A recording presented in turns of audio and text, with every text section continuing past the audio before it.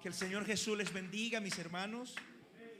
Es un gusto en esta mañana tan maravillosa poderles saludar en el nombre de Jesús a todos nuestros hermanos, a todos nuestros amigos, a todas las visitas que están con nosotros, aquellos que nos acompañan desde sus hogares a través de nuestra página oficial local.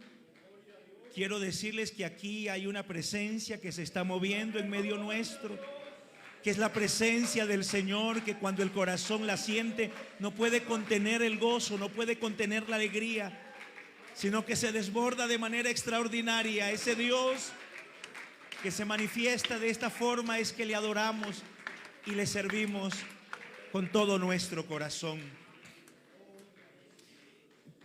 Vivimos en una generación que busca propósito, que le trata de encontrar un propósito a la vida.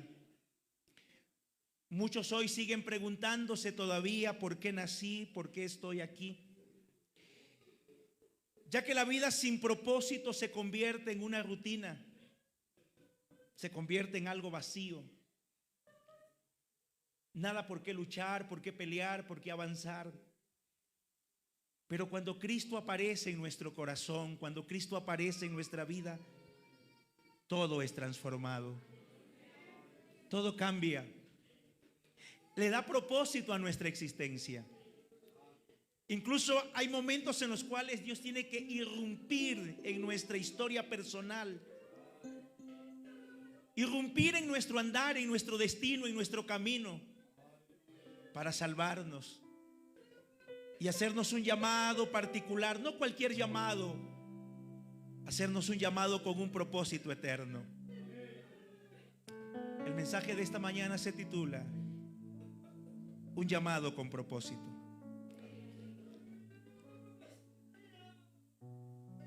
El Dios que llama está aquí con nosotros.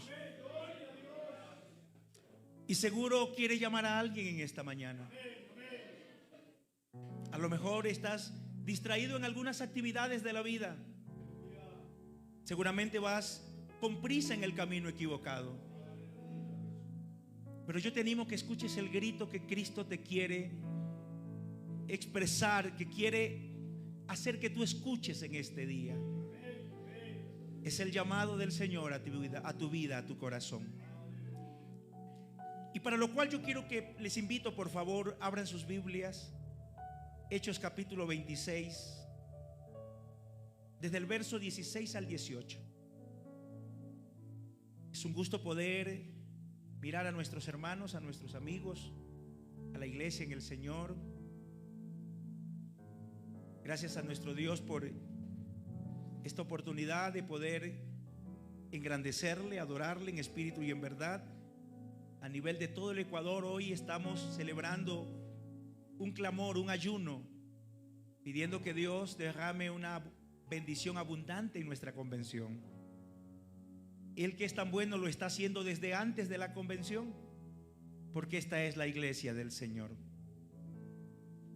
Hechos 26, 16 al 18 dice su palabra así: pero levántate y ponte sobre tus pies, porque para esto te he aparecido a ti, para ponerte por ministro y testigo de las cosas que has visto y de aquellas en que me apareceré a ti, librándote de tu pueblo y de los gentiles, a quienes ahora te envío, para que abras sus ojos, para que se conviertan de las tinieblas a la luz y de la potestad de Satanás a Dios, para que reciban por fe que es en mí perdón de pecados y herencia entre los santificados. Vamos a orar al Señor, y luego de orar vamos a cantar un cántico que en su primera instancia fue un poema.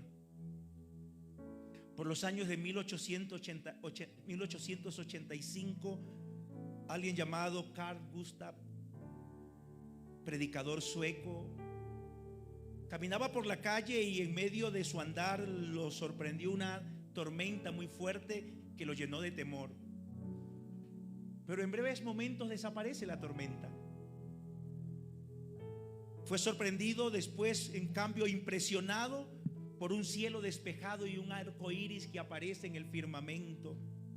Y entonces hace un poema que en primera instancia se llamó Oh Señor, mi Dios. Pasaron los años, fue traducido en algunos idiomas, el alemán, al ruso, y en Ucrania, donde estaba un misionero británico llamado Stuart Hine.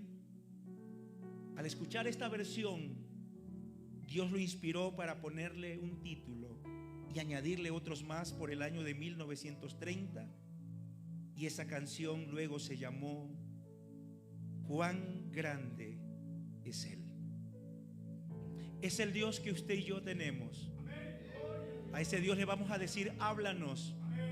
Y luego le vamos a decir cuán grande es Él. Bendito Dios, te quiero dar las gracias en este momento por darnos la oportunidad de invocar tu nombre. Gracias por darnos este día para oír tu palabra. Permite que cada uno de los que estamos aquí, nuestros invitados, nuestros amigos, nuestros hermanos, todos podamos, al oír tu palabra, encontrar en ella un refugio, una luz. Permite que alguien pueda escuchar el llamado a través de tu palabra.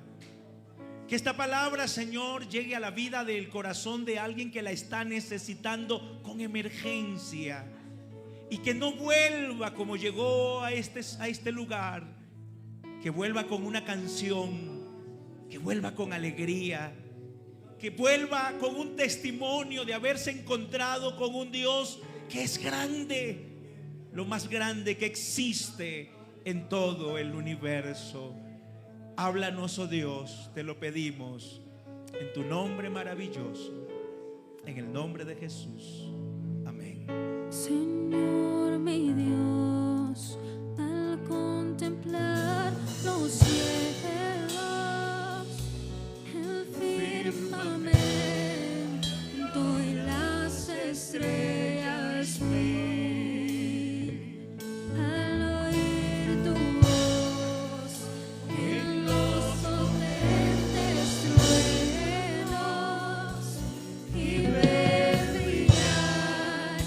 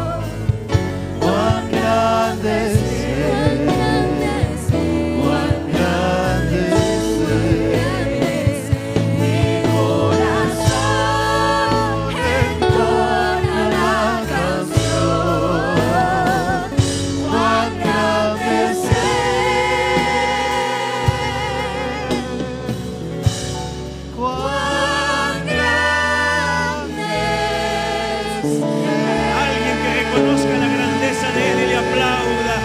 Como se le aplaude a un grande. Como se le aplaude a un grande, al más grande de todos, a Jesús, nuestro Dios y Salvador. Aleluya. Gloria al Señor. Tengan la bondad de tomar sus asientos, por favor.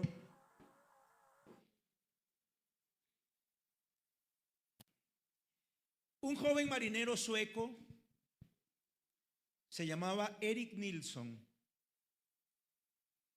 Estaba de pie en la cubierta de su barco, observando las olas,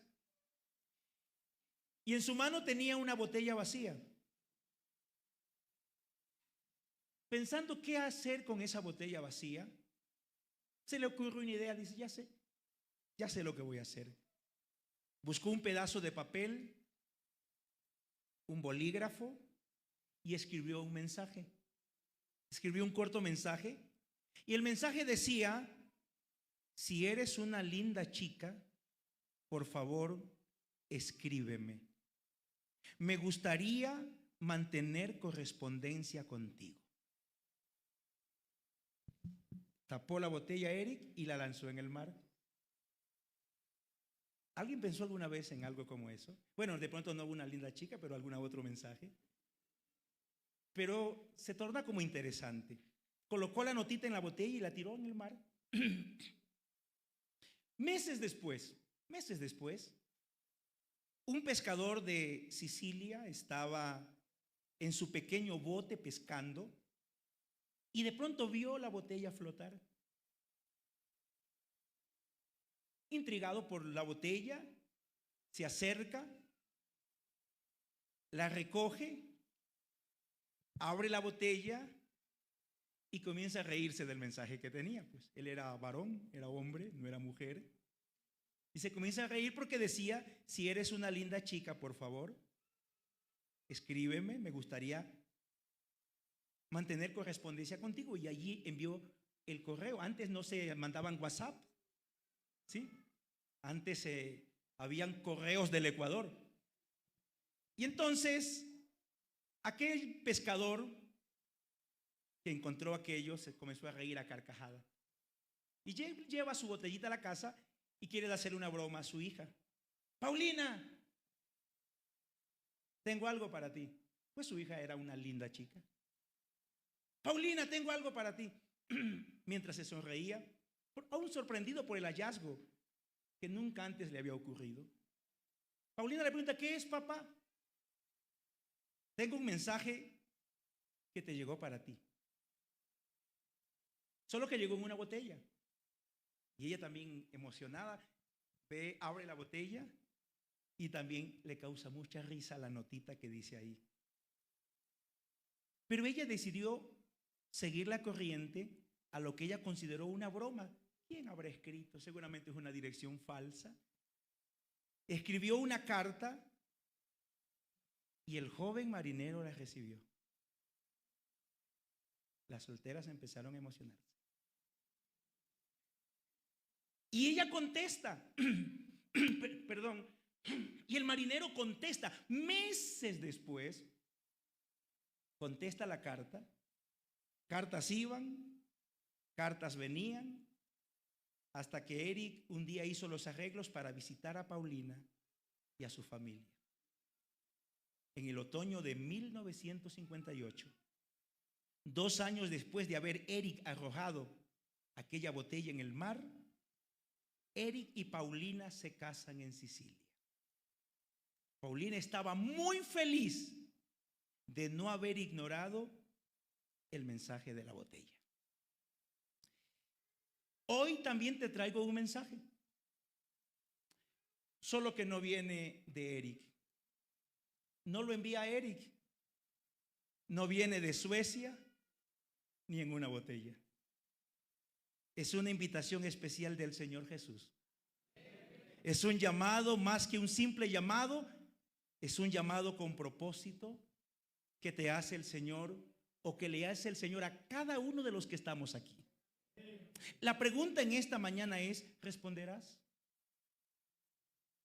¿Responderás a ese llamado, a ese mensaje del Señor? Porque dependerá de eso. De eso. Paulina asumió el desafío y se cumplió un sueño anhelado. Hoy puede ser el día en que estabas esperando, en donde Dios te hace un llamado para cumplir un propósito maravilloso a través de ti. Solo te pido que estés unos momentos atento al llamado de Jesús. ¿Y qué es lo que el Señor te está diciendo? ¿Cuál es el llamado? Dice el texto que empezamos: levántate y ponte sobre tus pies.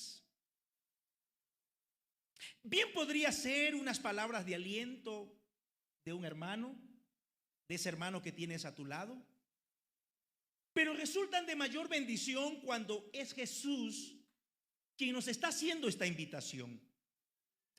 Y estoy convencido que el Espíritu Santo hoy quiere compartírselas a alguien. Por allí hay alguien que está necesitando este mensaje de Jesús. Yo le animo que por favor esté atento. E incluso voy a pedir que Wilson estés atento a las personas que están allá, porque hay un mensaje allá también. Y anhelo que pueda responder a ese llamado en esta hora. Responder a este llamado de Jesús. Estoy convencido que el texto que leímos nos ayudará a despejar la incógnita de alguien que esta mañana sigue preguntándose: ¿cómo lograr ese gran cambio en mi vida?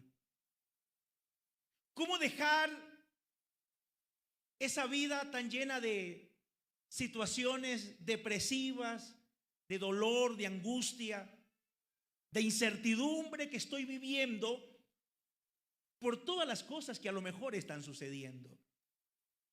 Entonces yo le voy a pedir en esta hora a un miembro de la congregación, no sé si alguien ha sido transformado por Jesús. Levante la mano uno que ha sido transformado por Jesús. Que usted es consciente que nadie pudo hacer lo que Cristo pudo hacer. Que usted sabe que si no hubiese sido Cristo, ¿quién lo iba a ayudar?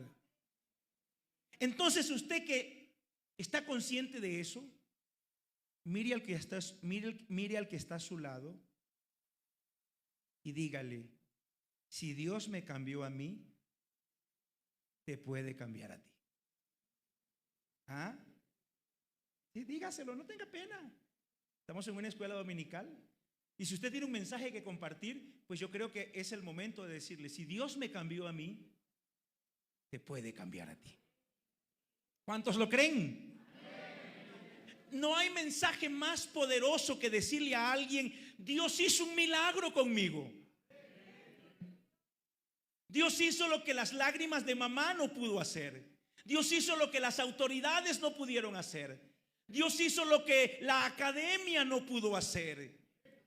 Lo que Dios hizo realmente nadie lo podía hacer, pero Él en su infinita misericordia hizo algo extraordinario. Hizo de mí lo que yo no era antes. Ahora soy lo que Cristo hizo. Una transformación especial en mi vida.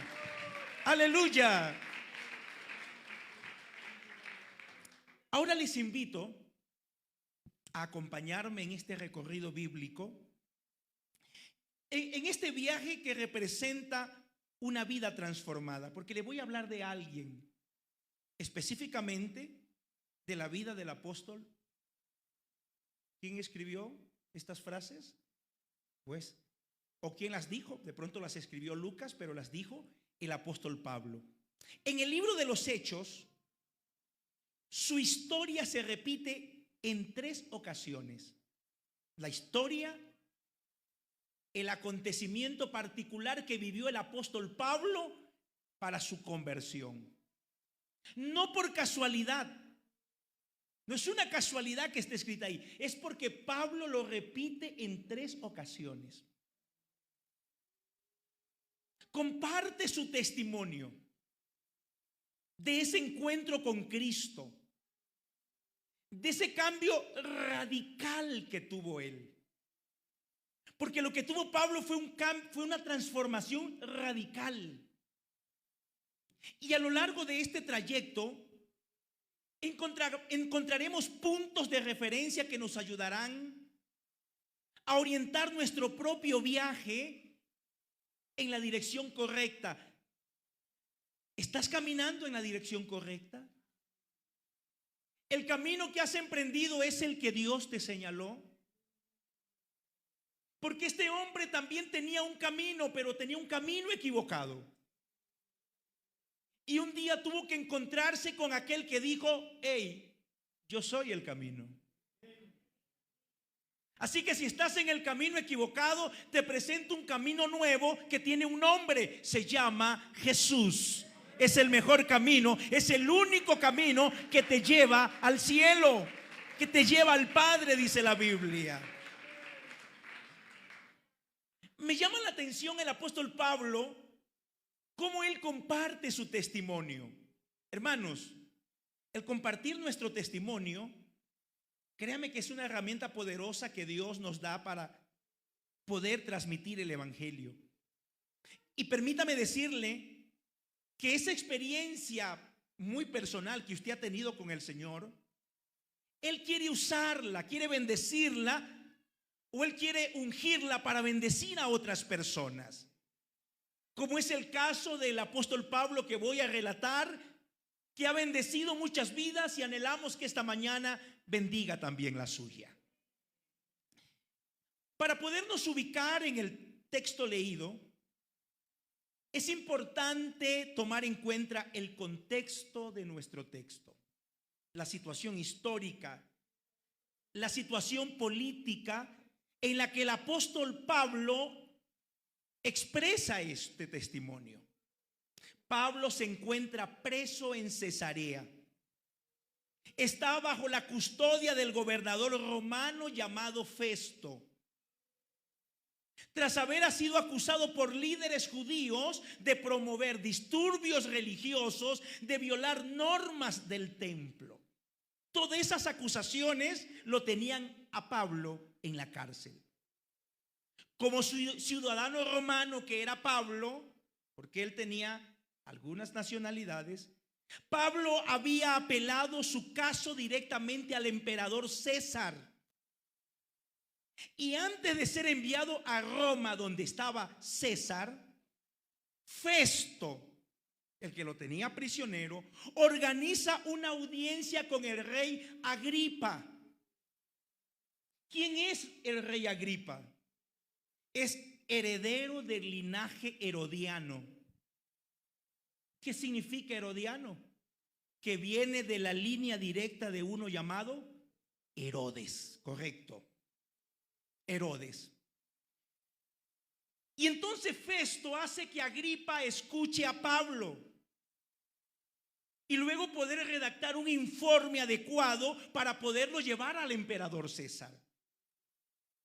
Y el relato bíblico se da mientras el apóstol Pablo está defendiéndose. Él está defendiéndose. Él mismo se puso de abogado y está defendiéndose ante Agripa. Este Agripa se trata de Agripa II. Y usted dirá, ¿qué tiene que ver el énfasis de Agripa II en lo que hoy compartimos?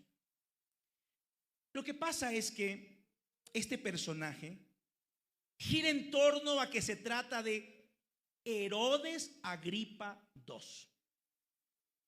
Y mi anhelo es ubicarlo en el acontecer histórico, y mi anhelo de ubicarlo en este acontecer es para poder comprender el momento del apóstol Pablo y la intención del Espíritu Santo de poder traer este relato histórico con este tema que compartimos hoy.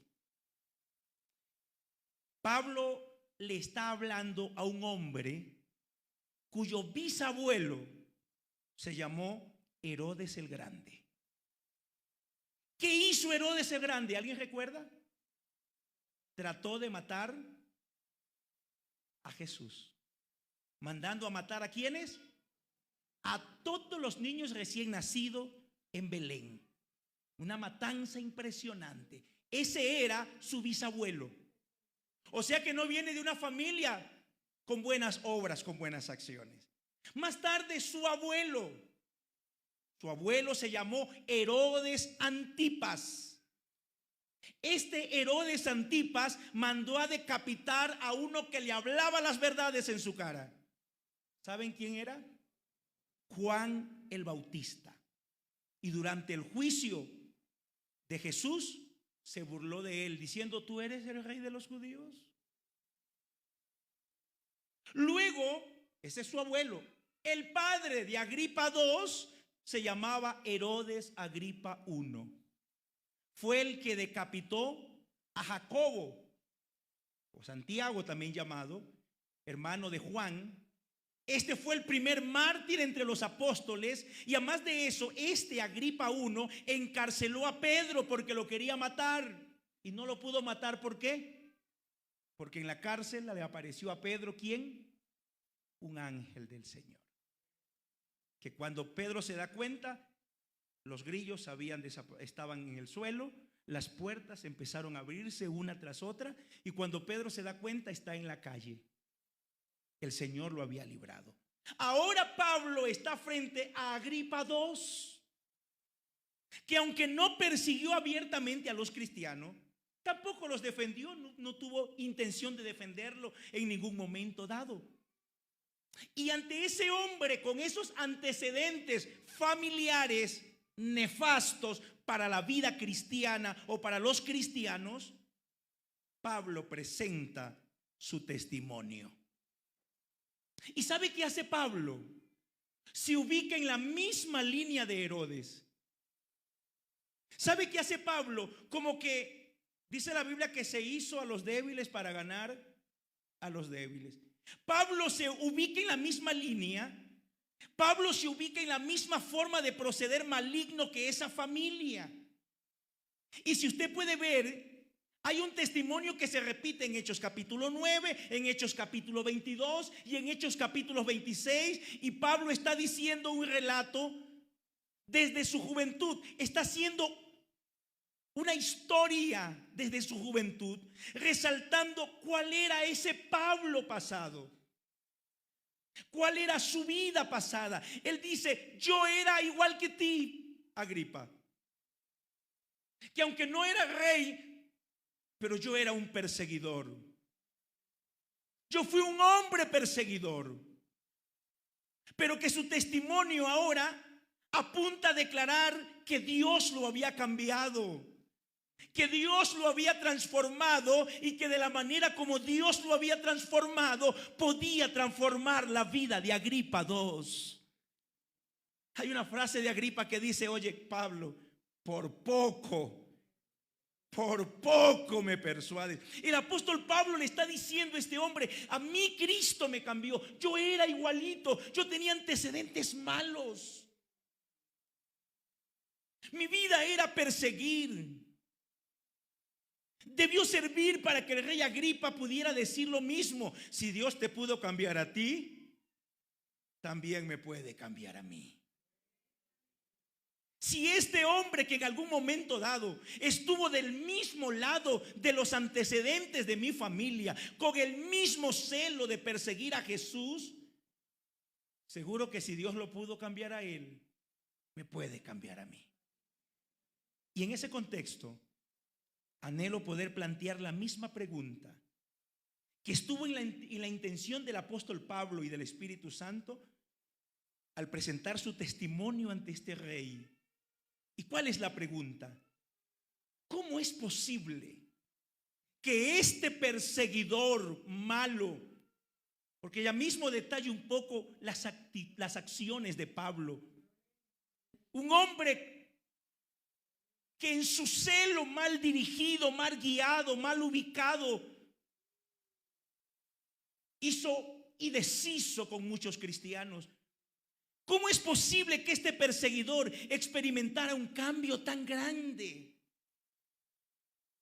O la pregunta pertinente para nosotros: ¿cómo puedo experimentar yo un cambio en mi vida? ¿Cómo puedo hacerlo yo? De pronto te encuentras en la dirección equivocada. caminando en la dirección opuesta a la voluntad de Dios. Porque eso es lo que dice la Biblia, que le hemos dado, ¿qué cosa a Dios? La espalda. ¿Quién es el que da la espalda? Alguien que no quiere saber nada, no quiere oír, no quiere ver. Le dimos la espalda, y al darle la espalda estamos caminando en el sentido contrario a la voluntad de Dios. De pronto te encuentras en la dirección equivocada, caminando en la dirección opuesta a la voluntad del Señor. Entonces, de nuevo mire como de reojo al que esté al lado, pero ya no le diga nada, solo piénselo y dígale: si Dios me pudo cambiar a mí, te puede cambiar a ti.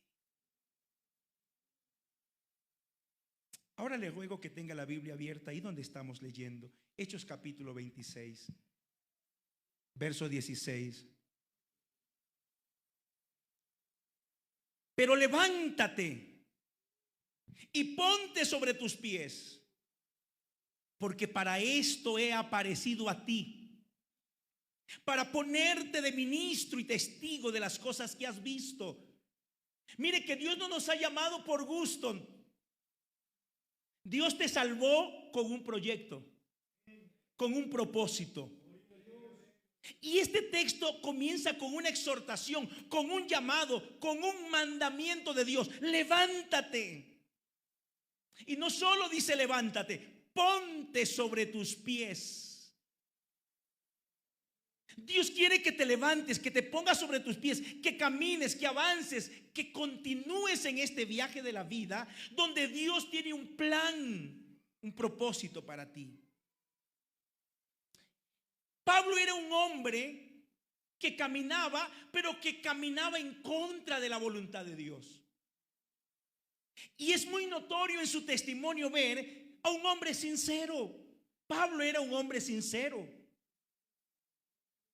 Sincero, pero equivocado. Y si usted nota, empieza el relato diciendo en capítulo 26, verso 9. Mire cómo empieza: yo ciertamente había creído mi deber hacer muchas cosas contra el nombre de Jesús de Nazaret, lo cual también hice ¿en dónde? En Jerusalén. ¿Y qué hizo en Jerusalén? Encerré en cárceles a muchos de los santos, recibí poderes de los principales sacerdotes, y cuando los mataron, ¿qué dice él? Ese era Pablo, el que decía: vamos a matar a este, mátenlo. Por eso Pablo le dice a Agripa: Agripa, tú no eres tan distinto que yo. Yo no era igual o peor que ti, porque yo di mi voto para que mataran a los nuestros. Hechos 7:58 dice: y echándole fuera de la ciudad, le apedrearon a Esteban. Aquí están hablando de Esteban. Y los testigos pusieron sus ropas a los pies de un joven que se llamaba. O sea que desde ese momento, el primer mártir cristiano, que es Esteban, está Saulo allí participando, porque no se llamaba Pablo. Pablo se llamó después, se llamaba Saulo. Hasta su nombre fue cambiado. El arrogante Saulo ahora es el humilde Pablo. Eso significa Pablo, pequeño. Es decir, él está ocupando un lugar en el sillón de los que acusaban para matar a alguien. Era miembro del consejo de gobernantes del Sanedrín. Y él no solo perseguía a los cristianos, sino que votaba a favor de que los matasen. Y cuando Pablo dice: yo di mi voto, es cuando él se reunía con los demás y cada uno acusaba o dictaminaba un juicio. A este mátenlo por blasfemo. Y él decía: pues yo voto por eso, porque ¿cómo es posible que hablan de un Cristo muerto, de uno que se dice que era Dios pero no es Dios? No puede ser. Él era tan celoso como fariseo de su religión, que dicen: no puede ser posible que un grupo de gente ande por allí diciendo que el que murió en la cruz del Calvario resucitó. Están locos. Ese quiso pretender hacerse el hijo de Dios. Ese que está ahí, andaba por ahí diciendo tus pecados te son perdonados. Como ¿quién se cree si eso solo lo puede hacer Dios? Tan equivocado estaba Pablo, que no sabía que ese no es que se pretendía ser Dios, que ese que caminó por Galilea, por Nazaret, sencillamente era Dios manifestado en carne, predicando un mensaje de transformación, perdonando pecados, sanando a los enfermos, resucitando a los muertos. Entonces él estaba muy enojado con esos cristianos. Hechos 26:11 dice: y muchas veces castigándolos en toda la sinagoga. Mire lo que hacía Pablo. ¿Qué dice? Los forcé a blasfemar. Eso es Pablo. Si él me cambió a mí, dice Pablo, te puede cambiar a ti. Él está diciendo, ese era yo. Los forcé a blasfemar. Les tenía apretado el cuello, o los tenía en la guillotina, o los tenía con la espada en el cuello, y le decía, niega tu fe. Y él dice, los forcé a blasfemar. Y enfurecido sobremanera contra ellos, ¿qué dice? Los perseguí. Pero no solo los persiguió en Ecuador, se fue a Colombia a seguirlos, si hubiesen sido ecuatorianos. Se fue al Perú a seguirlos. A donde vaya un cristiano, allá iba Saulo, para exterminar esa religión que ha salido, para exterminar ese pueblo que ha salido. Ese era el apóstol Pablo, o mejor dicho, Saulo, que es Pablo antes de conocer a Jesús. Ese es un hombre que está persiguiendo a Jesús. Es un hombre sincero, pero con celo equivocado, intolerante, con enojo, empecinado en terminar a todos los que pretendan seguir a Jesús, quien consideraba un opositor. Y no solo eso, trataba de aniquilar la fe, exterminar ese nombre. Ya lo hizo en Jerusalén, en Judea, en Israel. Ahora lo está haciendo en el extranjero. Y escucha que en Siria, un lugar llamado Damasco, hay un grupito que se está levantando y está cantando y está glorificando. Y en Damasco hay unos hermanos que oran y dicen, vamos a orar por nuestros hermanos en Jerusalén. Hay un hombre malo que los está destruyendo. Hay un hombre malo que está acabando. Que Dios tenga misericordia. Y no sé si los hermanos en Damasco decían, Señor, si tú puedes tomar ese hombre y transformarlo. Pero ellos, sin saber, un día Saulo se entera de que en Damasco hay un grupito y pide autorización para poder ir a buscarlos. Y va con un grupo, un ejército, un grupo de hombres en busca de exterminar un nombre que es sobre todo nombre. En busca de exterminar una fe que para exterminarla hay que exterminar el nombre. Y sale rumbo a Damasco. Este hombre iracundo, lleno de enojo, de pronto tiene un encuentro con Jesús. Yendo a Damasco, es sorprendido por una luz más intensa que la luz del sol en el mediodía. Cae al piso. Al no poder ver, ciego, escucha una voz que lo llama por su nombre. Pablo era un hombre que tenía un problema en sus convicciones. Su problema comenzaba desde adentro. Por eso que, estimado hermano, amigo que estás aquí, eso de que no, Dios mira solo lo de adentro y no lo de afuera, no es completamente cierto. Sí es verdad, pero es que lo de adentro se refleja afuera. Y este hombre tenía un problema adentro que se manifestaba en una forma equivocada en su vida. Se manifestaba de manera equivocada en la forma de relacionarse con los demás. Y no se equivoca la Biblia cuando dice que hay caminos que al hombre le parecen derecho, pero su fin es camino de muerte.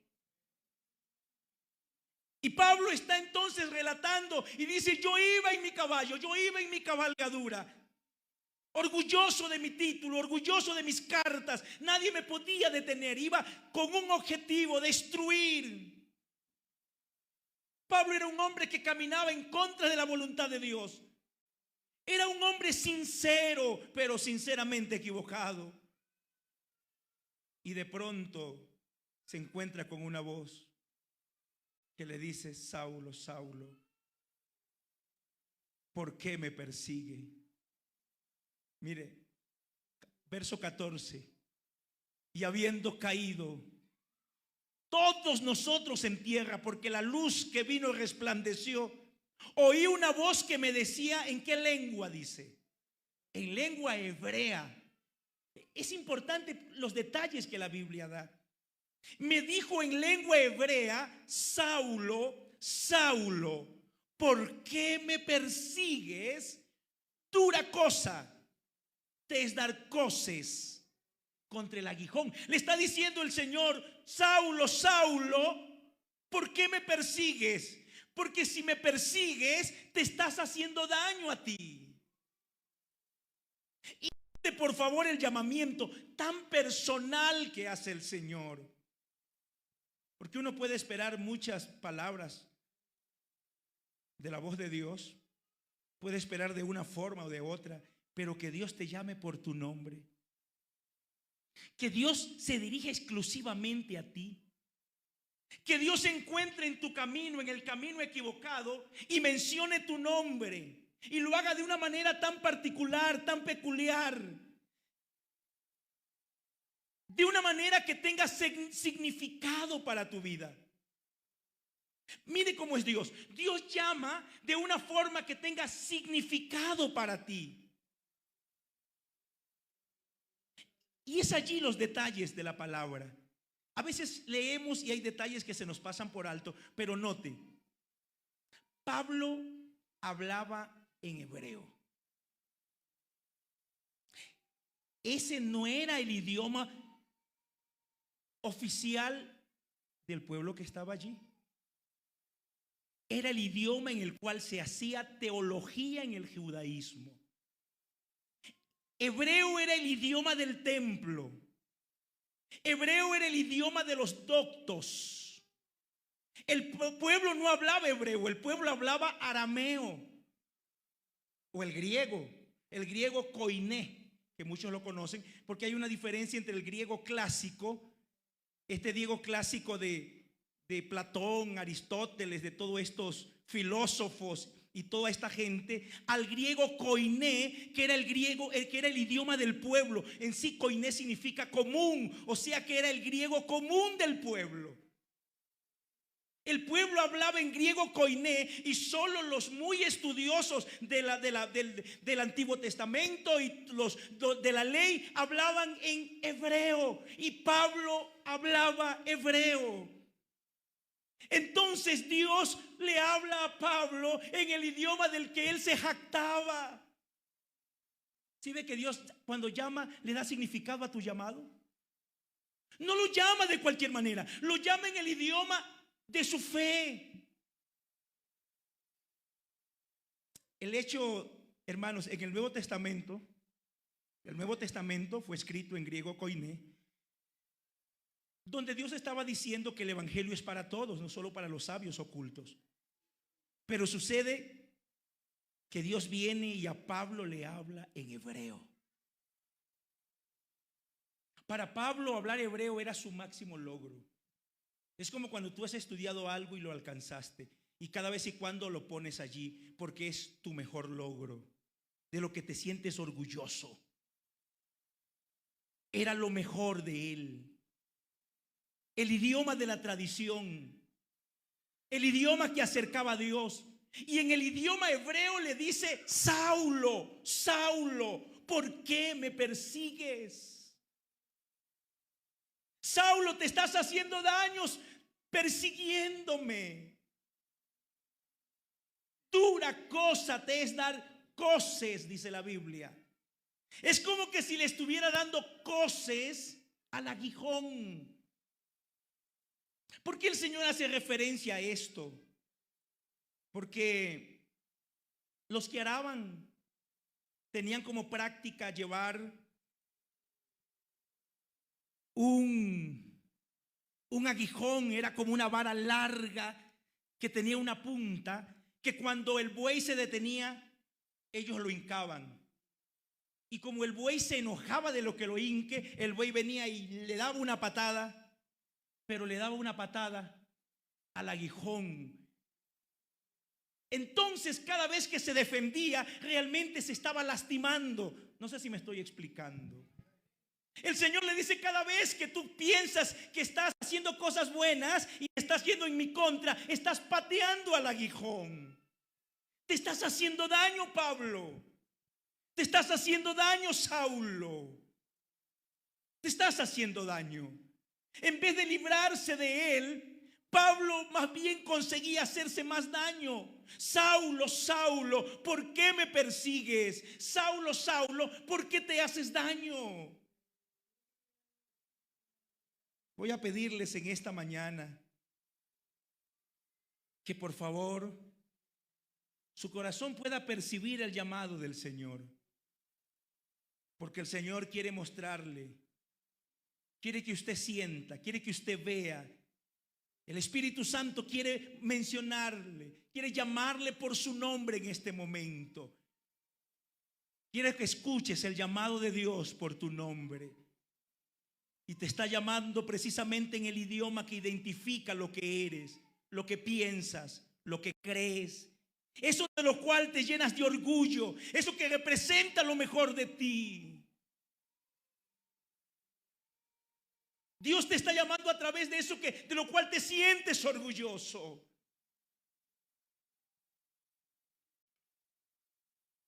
Yo tenía un compañero y su padre era arquitecto, muy buen estudiante, su padre muy reconocido en Guayaquil, y seguro que él iba en esa misma línea de reconocimiento. Y para este hombre arquitecto, su hijo era su orgullo. Decía: algún día la empresa estará a tu nombre, los contratos en Guayaquil llevarán tu firma. Pero tenía algo este señor: decía que no creía en Dios, era ateo. Algún día en las clases que nos daba construcción, llegaba y en algún momento dado alguien decía: si Dios lo permite, y se enojaba incluso cuando le decía: si Dios quiere venimos, si Dios esto, o gracias a Dios. Eso no se podía decir en su clase. Dios le erizaba la piel en enojo. Y su hijo, conversando conmigo, me decía: Joel, tiene que haber un ser superior. Mi padre dice esto, pero tiene que haber un ser superior. Y empecé a hablarle de Dios. Y creo que empezó a conocerlo, porque cada vez que se le hablaba de Dios, se le iban las lágrimas. Y me decía: ¿por qué lloro, Joel? Le digo: es la presencia de Dios. Dios le estaba diciendo a él: yo soy real. Yo soy de verdad. ¿Y cómo puedo conocerlo? ¿Cómo puedo hacerlo, mi Dios? Le digo: con una oración para que Él perdone tus pecados. Y oró y lloró como un niño. Yo no sé si a usted le pasó cuando por primera vez llegó a Jesús y usted lloró como un niño. Parecía que nunca había llorado y ese día lloró. Él lloró y sollozaba porque ya había orado y él seguía llorando. Y decía: Joel, no puedo parar de llorar. Y cuando se levanta y dice: solo me preocupa una cosa, tener que enfrentarme a mi padre. Y cuando su padre se entera de que su orgullo, sí me estoy explicando, porque a su padre se le había hablado de Dios, pero él no quería aceptarlo. Entonces Dios te hace un llamado que tiene significado para tu vida. No sé si logro explicar lo que estoy diciendo. Lo hace a través de lo que él consideraba su orgullo, su legado, su máxima creación. Pero sucede que su máxima creación ahora no cree en lo que él cree, ahora cree en lo que él no cree. Y entonces él está confundido y dice: no puede ser, ¿cómo es posible que yo te formé, yo te eduqué, yo te di toda la filosofía, te introduje en tu mente toda la filosofía totalmente contraria, antagónica a Dios?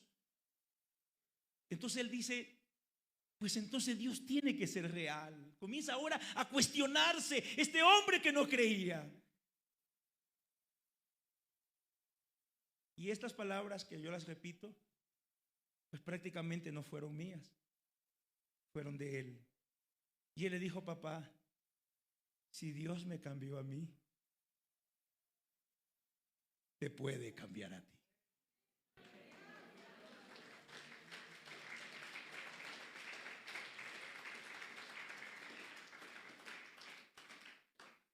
Es lo que Pablo está sintiendo.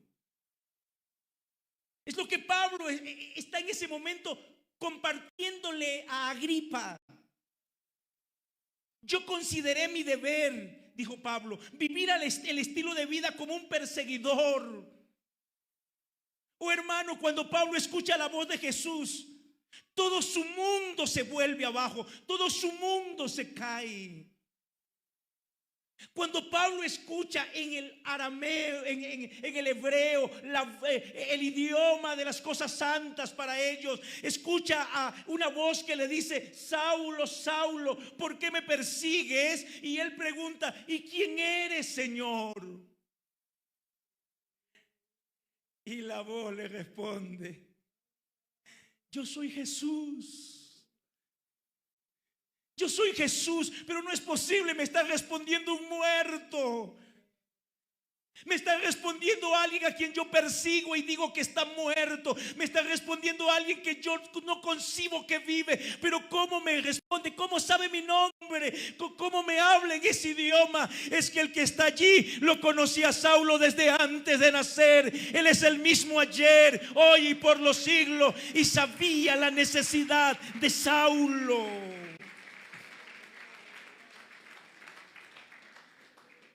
¿Cómo es posible? Si ese que yo persigo, lo persigo a los creyentes por pregonar un Dios muerto. Pero sucede que ese que está muerto le está hablando.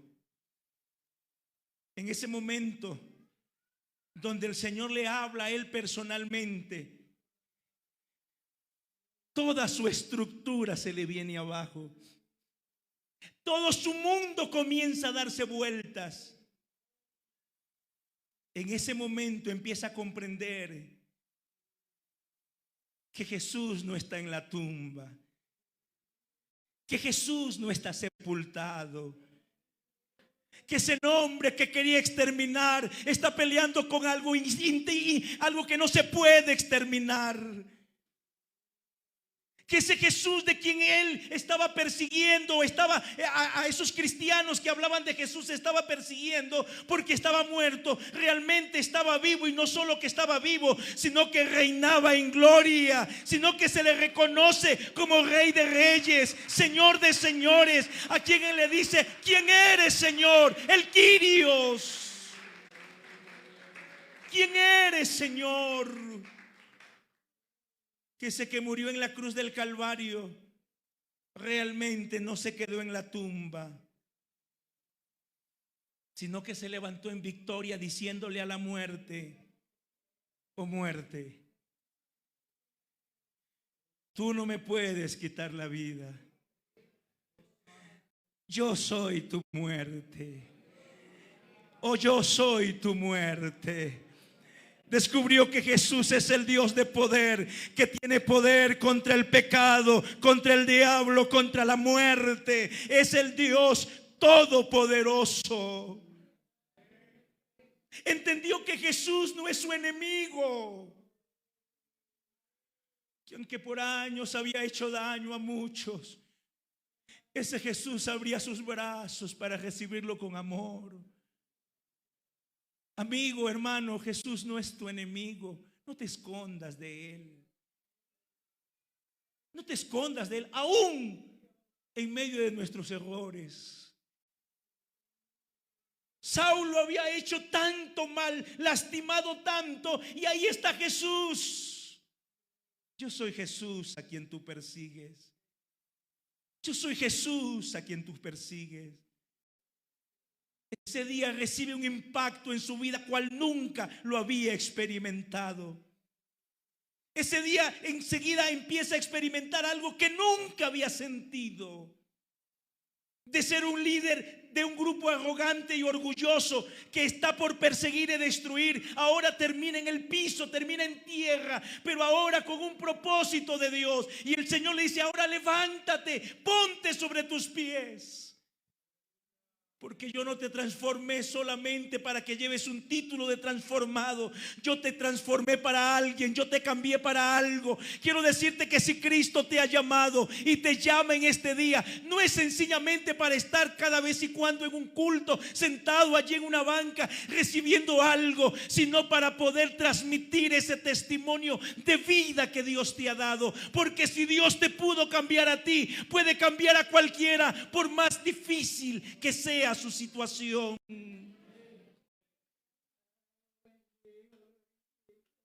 Y quiero terminar con esto en este día. Le dice Pablo a Agripa: cuando al mediodía, oh rey, yendo por el camino, vi una luz del cielo que sobrepasaba el resplandor del sol, la cual me rodeó a mí y a los que iban conmigo.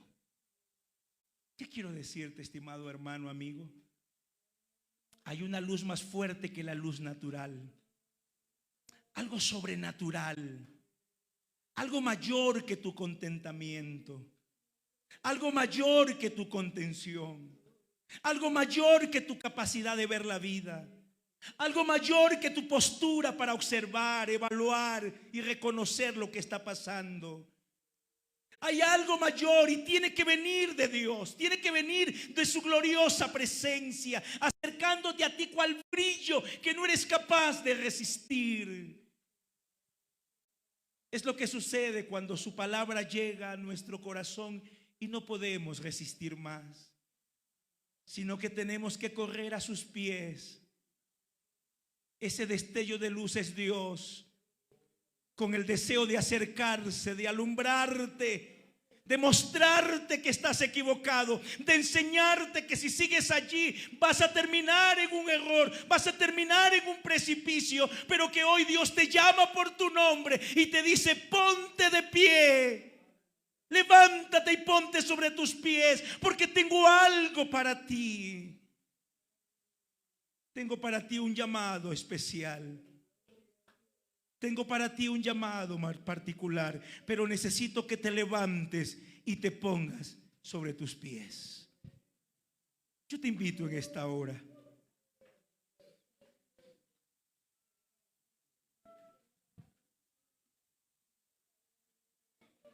Hay un llamado de Dios para ti. Quiere darle significado a tu vida, propósito a tu vida.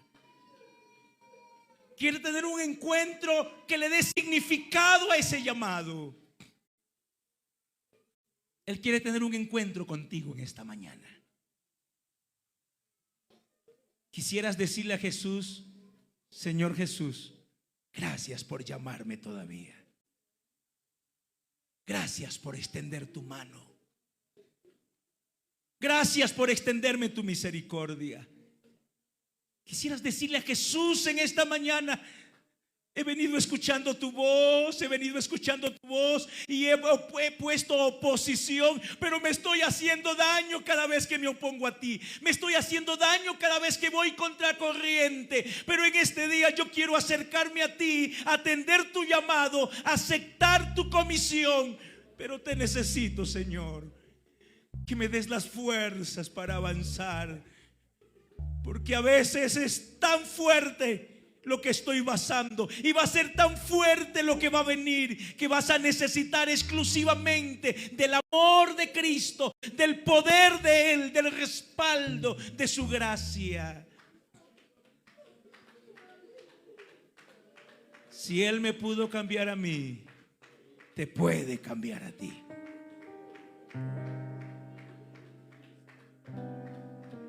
Esta mañana Jesús está haciendo un llamado particular.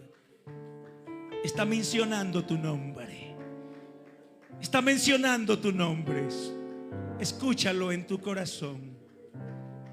Escúchalo en tu corazón en este día. Cristo quiere hacer algo que le dé significado a tus días.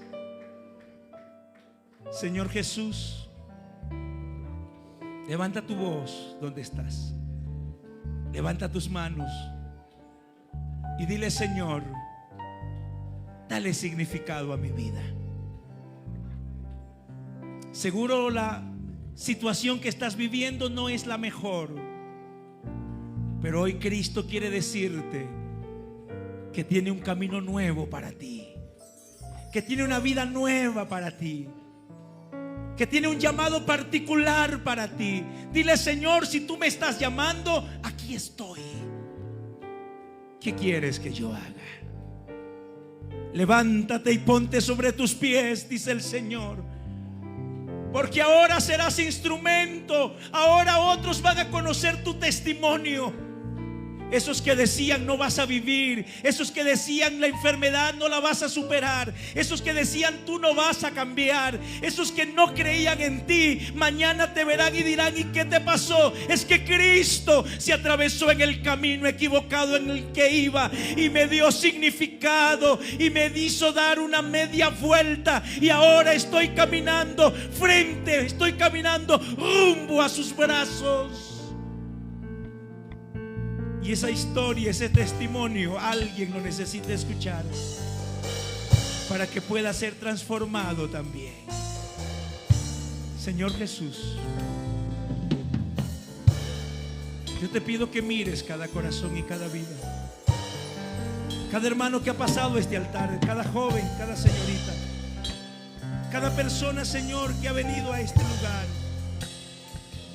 Tú sabes, Señor. Tú sabes, oh Cristo amado.